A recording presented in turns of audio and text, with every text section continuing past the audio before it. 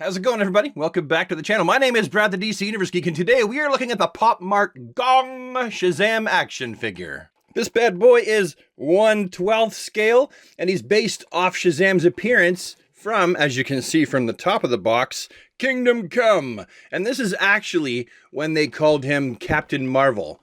This side of the box here, well, it's got a whole bunch of stuff I can't read. This side says Shazam action figure. The bottom says nothing at all, while the back actually is the window portion. The back of the box is the window portion, and the figure's facing backwards. That's weird, right?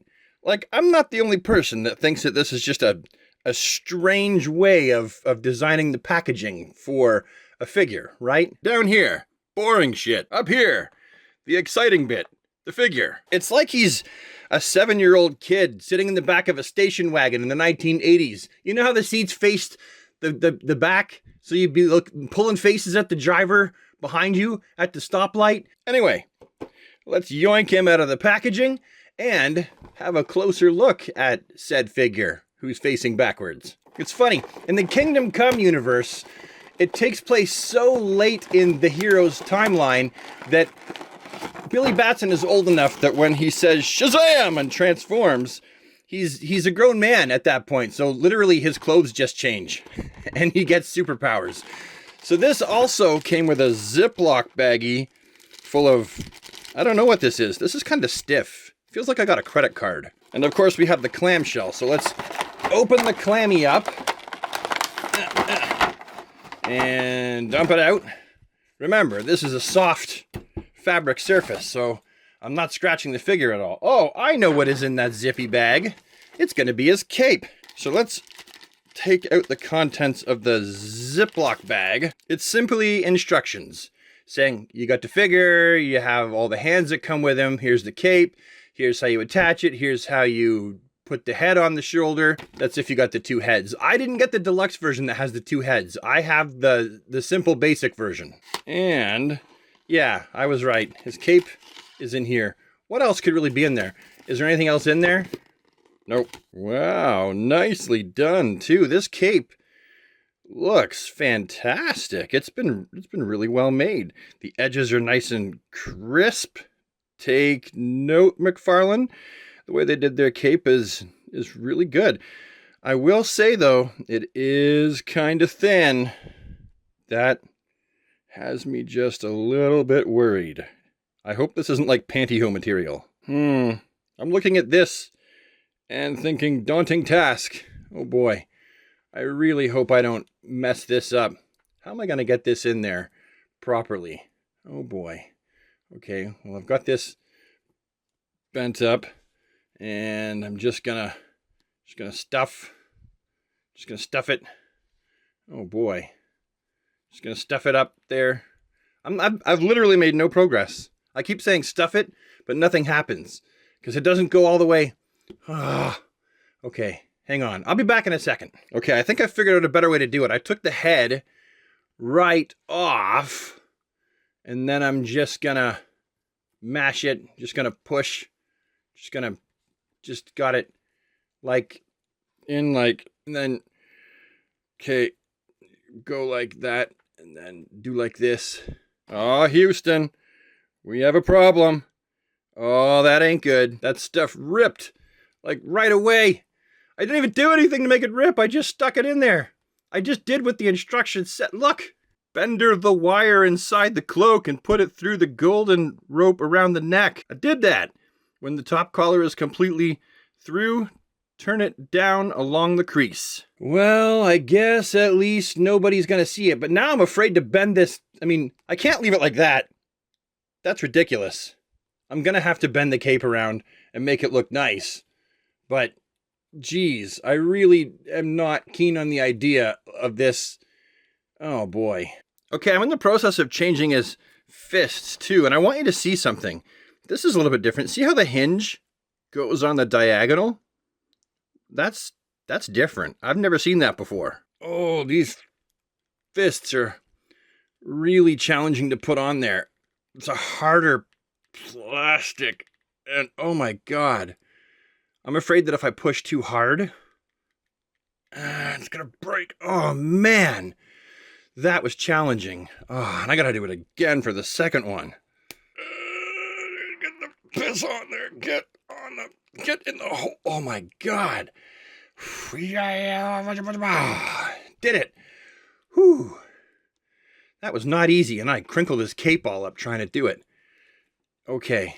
I do appreciate the fact, even though this cape, you saw it just the same as I did, it kind of shit the bed a little bit, went a little rusty on me there, went a little it ripped, and there's like, I can only assume that that's like rust underneath there or something. I don't know. It's like a brown substance.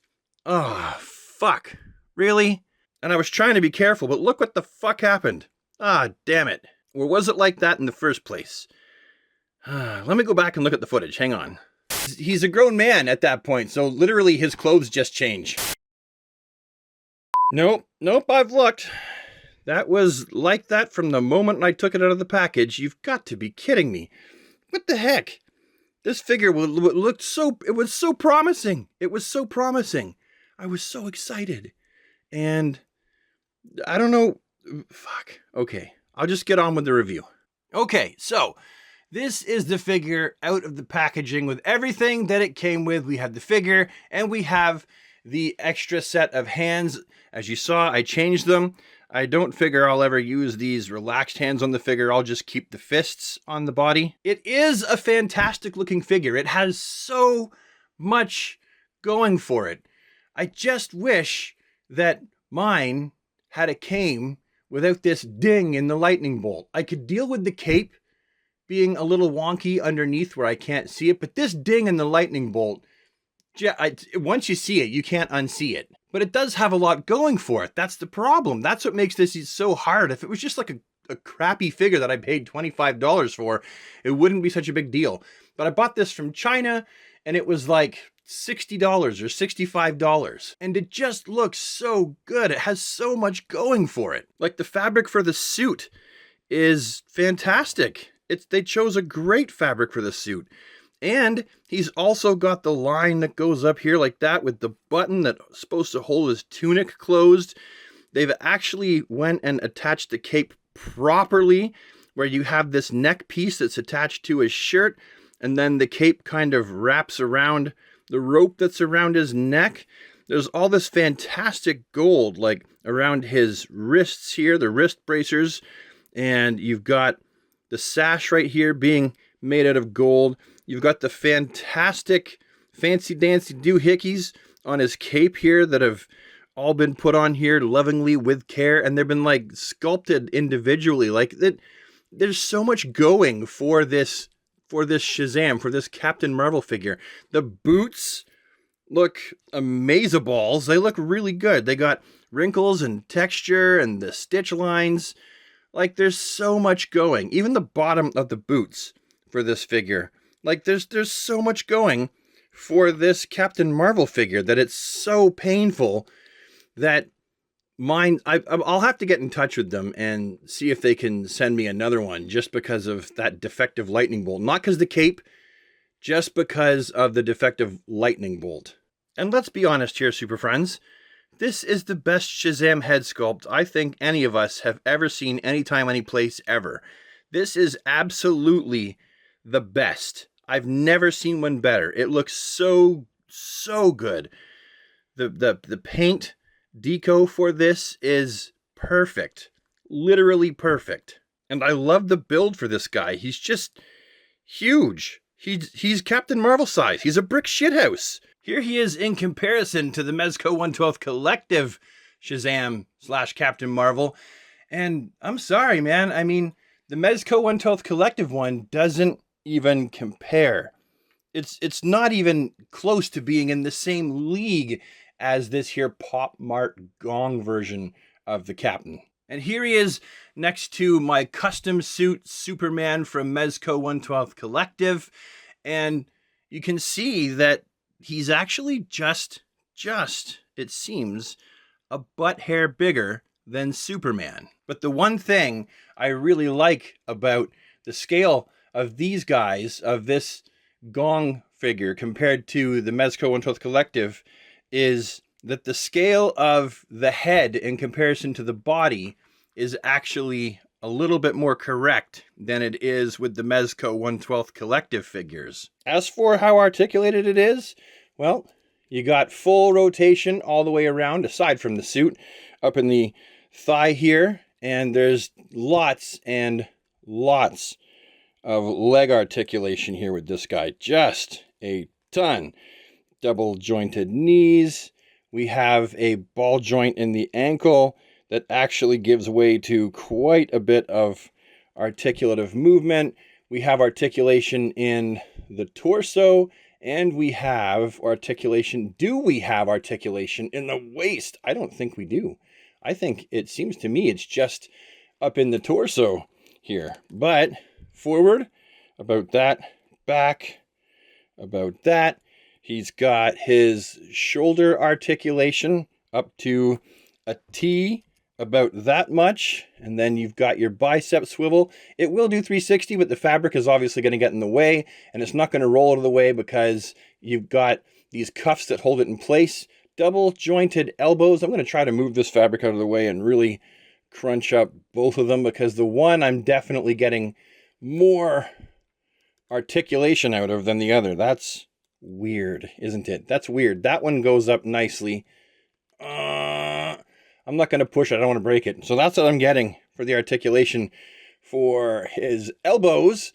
And then you have the head, which is just on a ball joint. And that's what you get out of the head sculpt there for articulative properties. You know, not a super amount forward, but a reasonable amount back. And what else? Oh, the wrist. We need to do the wrist. We have to see how that works, because it's on the slanted rounded hinge. It's not too different, actually. Plus, it goes twisty like that. Looking at this up close as I possibly can, just coming back to this hole or whatever, I'm not entirely sure it's a hole.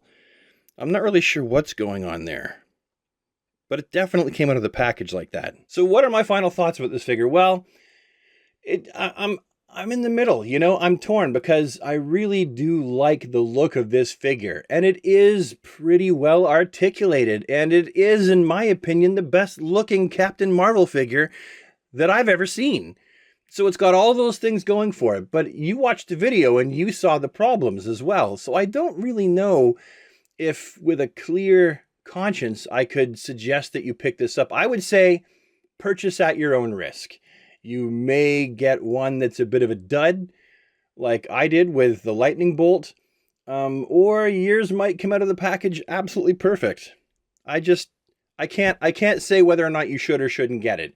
Buy at your own risk, but I think it is a cool looking figure, and they've done a lot of things right with this figure that I really hope that Mezco is paying attention. I hope that they're looking at these reviews. I hope they even purchased this figure themselves and had a look at it and said, wow, they're doing these things great. Maybe we should start to do those things too with our figures, because this figure has so much potential. Anyway, those are my thoughts, ideas, and opinions.